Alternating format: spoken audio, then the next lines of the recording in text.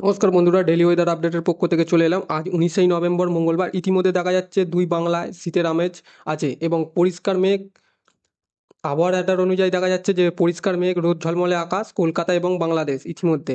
এবং সর্বনিম্ন আগামী সপ্তাহে সর্বনিম্ন তাপমাত্রা থাকতে পারে 16 ডিগ্রি এবং 17 ডিগ্রি তাপমাত্রা থাকতে পারে। তাপমাত্রাটা পরে আসবো। ইতিমধ্যে বন্ধুরা বড় খবর উঠে আসছে যে দক্ষিণ ভারতে একটা নিম্নচাপ হওয়ার সম্ভাবনা ইতিমধ্যে দেখা যাচ্ছে, তা থেকে সাইক্লোন রূপে দেখা যাচ্ছে।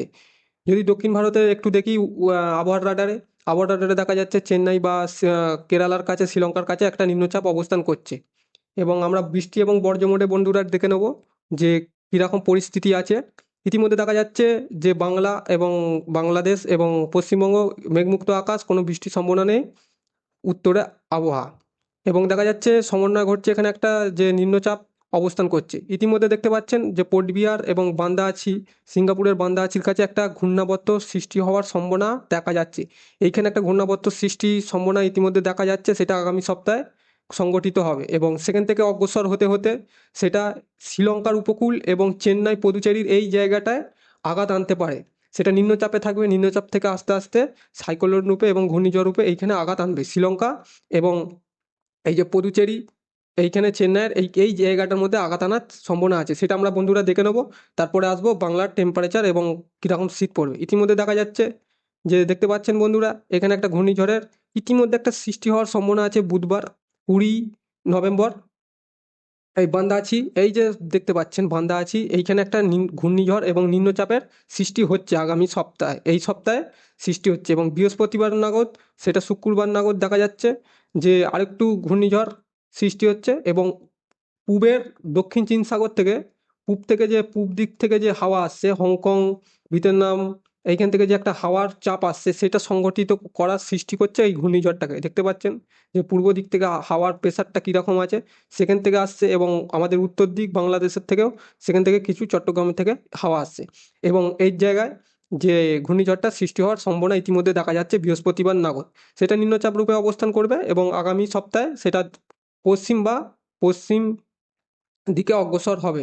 ইতিমধ্যে দেখতে পাচ্ছেন যে শুক্রবার 22 নভেম্বর এবং শনিবার 23 নভেম্বর একটা ঘূর্ণিঝড় বা নিম্নচাপের সৃষ্টি হচ্ছে। ঘূর্ণিঝড় নয়, নিম্নচাপের সৃষ্টি ইতিমধ্যে হয়ে গেছে। রবিবার 24 নভেম্বর ইতিমধ্যে সেটা অগ্রসর হচ্ছে পশ্চিম বরাবর, উত্তর বা উত্তর পশ্চিম বরাবর অগ্রসর হচ্ছে।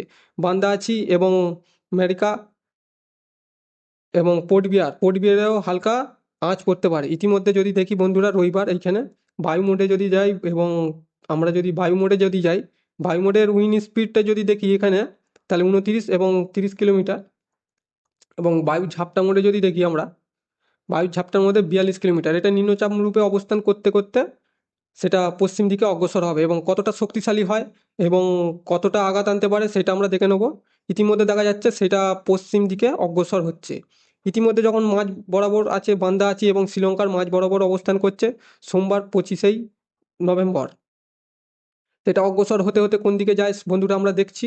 আমরা দেখা যাচ্ছে যে সেটা অগ্রসর হতে হতে সেটা পশ্চিম বা উত্তর পশ্চিম দিকে অগ্রসর হচ্ছে। পদুচেরি, চেন্নাই এবং শ্রীলঙ্কার কিছু উপকূলীয় জায়গায় হালকা মাঝারি আঁচ আনতে পারে। ইতিমধ্যে দেখতে পাচ্ছেন এখানকার উইন্ড স্পিড 70 কিলোমিটার পার ঘন্টা, কোনো কোনো জায়গায় 73 কিলোমিটার পার ঘন্টা বায়ুর ঝাপটা ইতিমধ্যে দেখা যাচ্ছে। এইটা এখন নিম্নচাপ রূপে অবস্থান হবে, ঘূর্ণিঝড় হবে কি পরিমতন নয়, কিন্তু ইসিএমডব্লিউ মডেলে দেখা যাচ্ছে যে এটা ঘূর্ণিঝড় রূপে, হালকা ঘূর্ণিঝড় রূপে রূপান্তর হতে পাওয়ার সম্ভাবনা ইতিমধ্যে দেখা যাচ্ছে।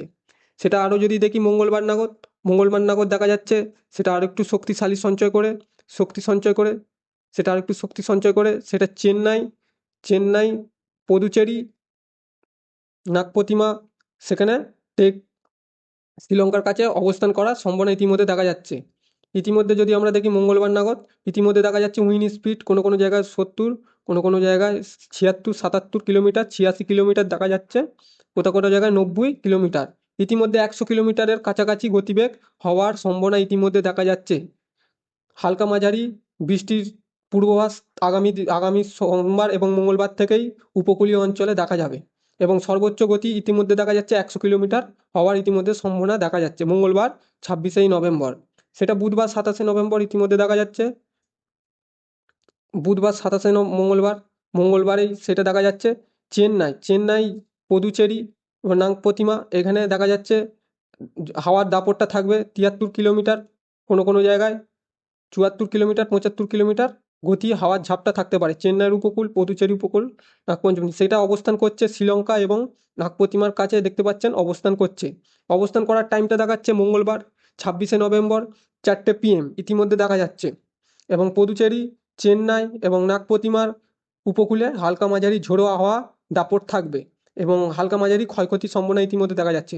যদি বন্ধুরা আরেকটু এগিয়ে নিয়ে যাই, বুধবার 27 তারিখে যদি হালকা আমরা এগিয়ে নিয়ে যাই, ইতিমধ্যে দেখতে পাচ্ছেন পুরু নাগপ্রতিমা এবং শ্রীলঙ্কার কাছেই অবস্থান করছে এবং 27 তারিখ, বুধবার 27 তারিখ সেটাও শ্রীলঙ্কার কাছে অবস্থান করছে, সেটা আস্তে আস্তে অগ্রসর হয়ে যাচ্ছে। এবং বৃষ্টির পরিমাণ বন্ধুরা কতটা থাকবে 27শে নভেম্বর ইতিমধ্যে দেখা যাচ্ছে দক্ষিণ ভারত জুড়েই বৃষ্টির সম্ভাবনা ইতিমধ্যে দেখা যাচ্ছে।